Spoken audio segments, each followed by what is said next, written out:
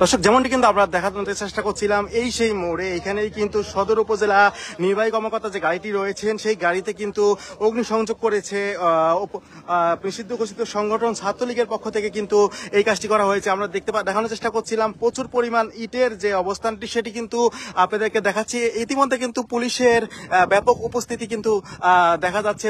পুলিশের পক্ষ থেকে সর্বোচ্চ পরিমাণ নিরাপত্তা ব্যবস্থা জোরদার করা হয়েছে। পরবর্তীতে পুলিশের পক্ষ থেকে সেনাবাহিনীর সহায়তায় এই সে জায়গা এখান থেকে কিন্তু এগুলো সরিয়ে দেওয়া হয়েছে এবং যান চলাচল স্বাভাবিক করা হয়েছে।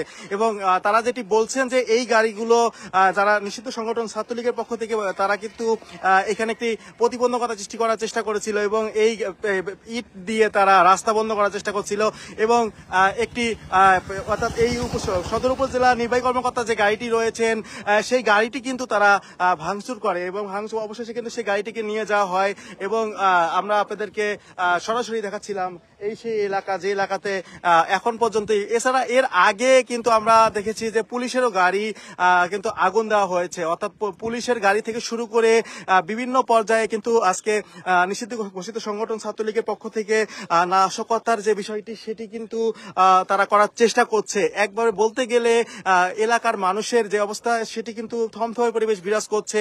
এনসিপি